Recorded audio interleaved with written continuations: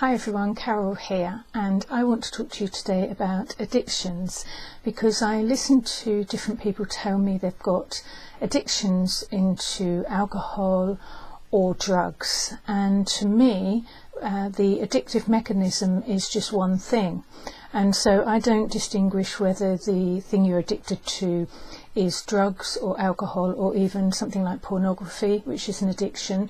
That's at the top end of the scale. At the bottom end of the scale, we can become addicted to something like drama. And addiction essentially is a defense mechanism. So it's coming into play any time we are faced with a reality that we don't want to face.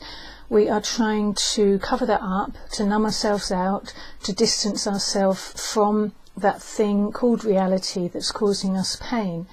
Now, my belief is, and it is only my belief, that all of us have the addictive mechanism in us, and so we have to learn how to manage that mechanism and be very aware of when it's kicking in, but also to wean it off of the sort of more harder things like drugs and alcohol, and direct it into a creative project that's going to actually aid us and benefit us in lots of ways. And so how the addictive mechanism works is that you might just do something because other people are doing it. You might take some drugs, you might have a cigarette, something like that, because other people are doing something like that and you want to be in with them. It's very difficult if you're in a group of people and everybody's doing something, it's group pressure. You feel like, okay, what are they going to say if I don't join in? So initially it's a choice, and so you might, for example, take a cigarette, something like that. And then what will happen is you will get a nice feeling from it. And the feeling is kind of twofold, because what addictions normally do is they numb out the issue, the pain that you might have been dealing with, and they'll replace it by either a nice feeling of being relaxed, or more likely they'll give you a rush. So something like pornography, people get addicted to that because we get what's called arousal. So I'm actually not talking about sexual arousal at the moment. I'm talking about the same type of arousal that you would get if you jumped off a cliff with a parachute on your back. That rush of adrenaline is what people get addicted to. When it comes to things like the lower end of the spectrum, things like gossip, people indulge in that kind of toxic dance, if you like, because they can project all of the things that are bothering them into this big pit and then try and apportion it to somebody else.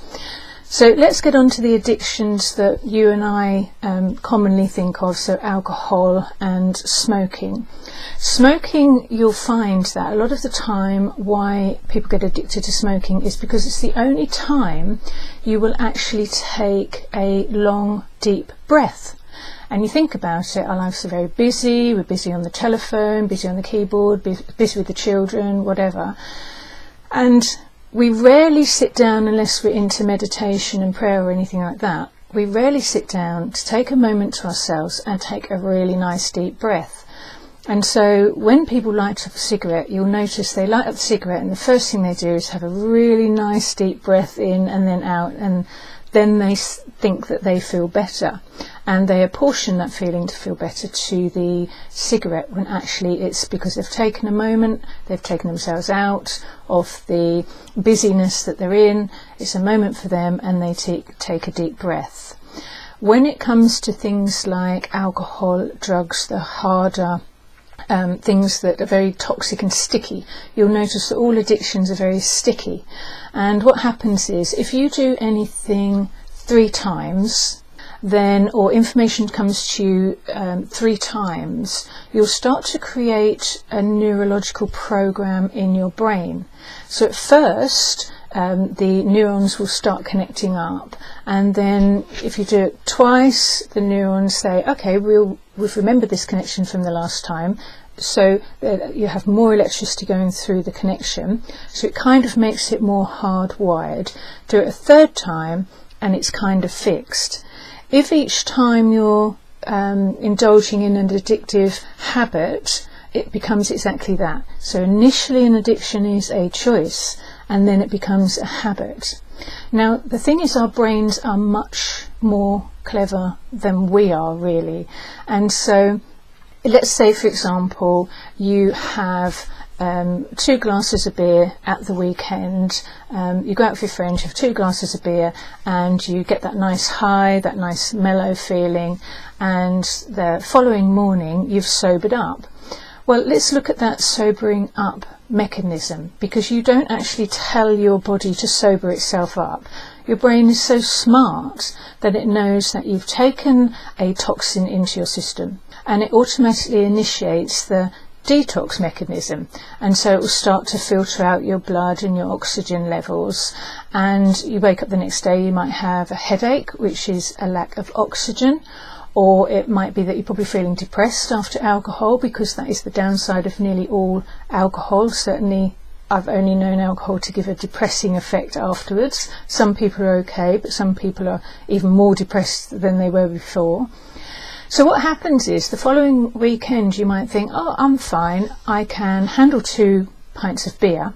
So you have 2 pints of beer, nothing happens. So you think, okay, I'll have 3 or 4 pints of beer to get the same feeling, or if you're taking drugs, you increase the amount you want to take the second week, because you're not getting the same high from that original dose. And what's happening in your brain is, you are thinking, okay, I'm not getting a high here, but in your brain what's happening is your anti-addictive mechanism, if you like, your filtration system is kind of ahead of you. So it's thinking, oh my God, what has this person done? They've put more toxins into the system, but we remember, because the brain is brilliant at memory, we remember last week how we counteracted this toxic behaviour, so we're going to initiate all those processes. So it kind of cancels out your behaviour. So each week you go through and you're slightly upping the amount you're taking, and your brain is counteracting by upping the amount of detox mechanism. Eventually you'll take too much, and your brain is just going to say, do you know what, liver can't cope, kidneys can't cope, and give up on you. Now the problem is, if you have started off something initially as a choice, gone into a habit, the word habit neurologically really means that you now have a hardwired program in your brain that's acting automatically.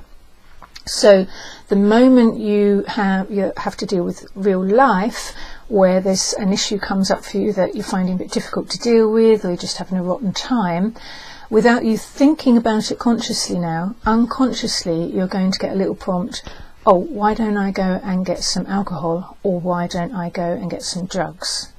And then that will numb you again, you'll get that mellow place, or that loss of reality. Now, the reason why I'm telling you how your brain's working and how we go into addictions is because I want to tell you how I believe that, you know, go into your programs, because there's some brilliant programs out of there where you kind of detox, and you need a lot of support if you've been on drugs for a long time. But my belief is, it's not just you, it's not you that has the problem with addictions. I think all of us have this addictive mechanism, and so here's what I would do. I would start to wean myself off. So if you're on cocaine, you take maybe a lesser drug, and then for a little while give your brain a chance to catch up. You don't want to go cold turkey, because you can put yourself into shock. Lots of rehydration, so water at this point. You might want to start doing a journal too, because automatically what's going to happen is your next defense mechanism is anxiety. And so as you start to come off of your thing that you've been addicted to, then it's completely normal and natural that your anxiety is going to rise, because inside your brain is your mind is panicking, because it's thinking, oh my God, we've got to deal with reality now. And I've got no defences, because they're not going to use addiction as a defence. Let's do the second one, called anxiety. So just walk through anxiety I do a separate video about that because it's a whole another topic. So I would predict that your anxiety is going to rise. But what I would say to you is, so if you wean yourself off of the harder drugs or alcohol that you might be taking, just bring it down a notch. Just bring it down to a lesser version of whatever you're addicted to. So you're going to wean yourself off of it, and then eventually you might turn like alcohol into a coffee addiction. Okay, my hand's up at this point. I'm a bit of a coffee addict. I've had to go into the decaf, but it's a writer's habit. We always have a cup of coffee there. But you've got to keep aware of the fact that if you're doing something 3 times, then you are causing neural connections in your brain. So it's not about you, it's about how your brain is working. What I do, I then wean myself from the coffee onto a project. So that, I think, is a lot of it. Our brains are really smart. They like to be busy.